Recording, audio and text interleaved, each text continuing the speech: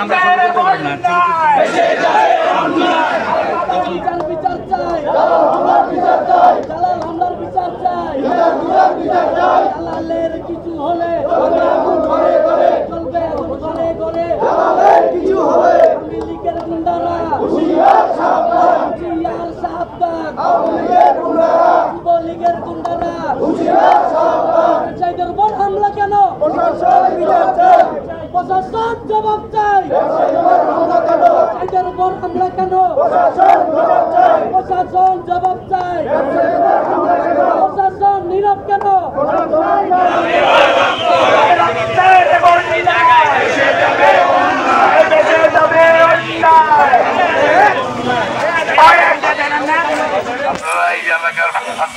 সবাই আগে আসছেন, আপনার না বলা সত্য, এই কারণে আমরা আবারও কৃতজ্ঞতা ধন্যবাদ জানাচ্ছি। সাংবাদিক ভাইদের প্রতি আমাদের অনুরোধ, আপনারা তো সব জায়গায় যান, সরকারি খবর করেন। আমি আশা করি আপনাদের কাছে, আমরা আশা করবো আমাদের খবরটা আপনারা সঠিকভাবে সংগ্রহ করতে পারেন। এই কারণে আমরা আগাম কৃতজ্ঞতা জানাচ্ছি। আশা করি আপনাদের সরকারের আসলে আপনাদের আমরা সহযোগিতার কারণে সন্ত্রাসীদের হাত অবশ্যই দুর্বল হবে, অবশ্যই দুর্বল হবে। এবং আমরা যদি প্রশাসন থেকে সহযোগিতা পুরোপুরি পাই, প্রশাসনের দৃষ্টি আকর্ষণ করে বলছি, আপনাদের কিন্তু এটার প্রতি সঠিক পদক্ষেপ না নিলে আমরা এই বিষয়ে আরো বড় হবে, এই আন্দোলন আরো তীব্র হবে, আরো গতিবিধি হবে। সুতরাং চাই, যেহেতু আমরা জানেন শহীদ পেয়েছেন, তারা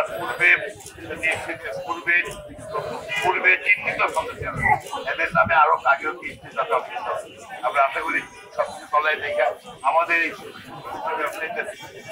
একটা মানে নিরাপত্তার জন্য, পরিচালনার জন্য, যাতে আমরা জীবনযাপন করতে পারি, তার একটা কার্যকরী ব্যবস্থা গ্রহণ করবেন।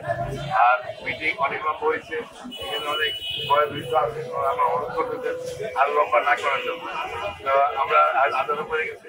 নিরাপত্তার স্বার্থে সরকার নিরাপত্তা, আমাদের নিরাপত্তা ব্যবসায়ী কি কোনো আতঙ্কিত কিনা এই ধরনের ঘটনা? সবাই আতঙ্কিত। হ্যাঁ, সরকারের দায়িত্ব, সরকার কি করবে? আমাদের ডিমান্ড তো বললাম যে আমরা নিরাপত্তা চাই। আর আমাদের ছোট আকারে সুপরিচিত আমাদের মতো যে আমরা সিকিউরিটি গার্ড রাখছি, সিকিউরিটি গার্ডের নিরাপত্তা নাই যেখানে, আমরা কিভাবে নিরাপত্তা দিই? আমাদের সিকিউরিটি গার্ডের নিরাপত্তা পাই। এবং এটা এমন আক্রমণ করেছে, যদি আল্লাহ কোনো হস্তক্ষেপ না করতেন, মানুষের মারা যেত।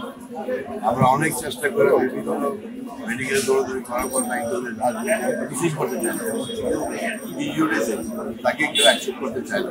তখন যার ব্যক্তিগত সম্পর্কে আমরা চিকিৎসা করতে পারছি, ডাক্তার অর্থ ব্যয় হয়েছে এবং তার অবস্থা এখনো এটা আক্রমণটা হয়েছে এমনভাবে, এমন সময় সাক্ষী না ভোরবেলায় আক্রমণ হয়েছে, সারা রাত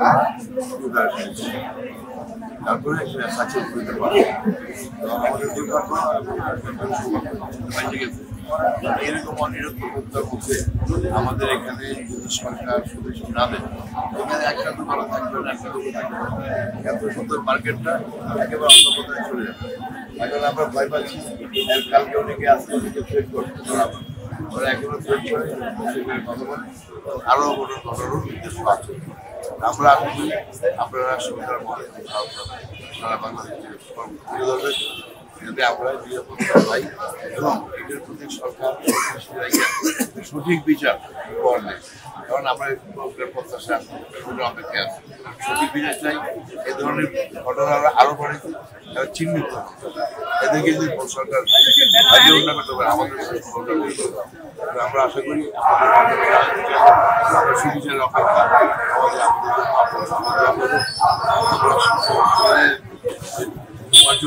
খেয়ে পরিবারকে আমরা এখানে সরকার করতে চাই, এখানে সরকার করতে এবং দেশামুক্ত মাদক এটা সরকারের যে চলে যাবে, কিন্তু আমরা একটু করে দেখতে পাচ্ছি। আপনারা কি আইন শৃঙ্খলা বাহিনীকে জানিয়েছিলেন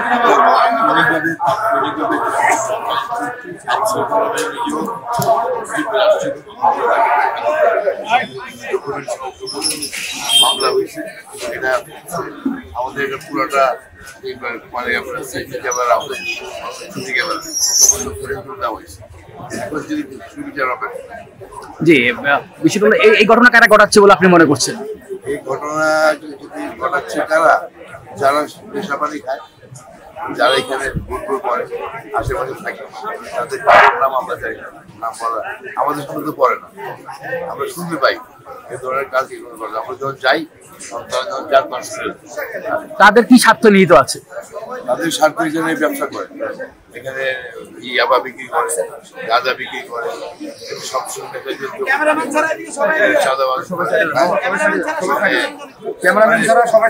সব রকম কাজই করে। আমরা পারি নাই, যেহেতু আমাদের বাহিনী নেই, ট্রেনটা কোনো লোকজন এখানে নাই, আমাদের কিছু আমরা পারি না। যে বিশেষ করে আপনারা ব্যবসায়ীরা সবাই ঐক্যবদ্ধ আছেন নাকি? আপনারা তো ব্যবসায়ীরা সবাই ঐক্যবদ্ধ আছেন? আমরা সবাই এবং আমরা তো আইন হাত তুলে নেই না, এগুলো আমাদের রাষ্ট্র দোকান, এখানে স্বরাষ্ট্র দোকান, স্বরাষ্ট্র দোকানে মনে করেন 3 জন করে কর্মচারী ধরলে 2400 লোক ইচ্ছে করে পিছিয়ে ফেলতে পারে, কিন্তু আইন প্রাপ্তি দিতে পারবো না। আমরা তারপরে অনির্ভর করতে প্রয়োজন, বাইরে ফেলতে হবে। এই কারণে আমি নির্দেশনা দিলাম যে তোমরা আক্রমণ করতে দিই না, দিলে আপনি যদি বলেন ঠিক আছে কিছু হবে না, কালকেই করে দেবো।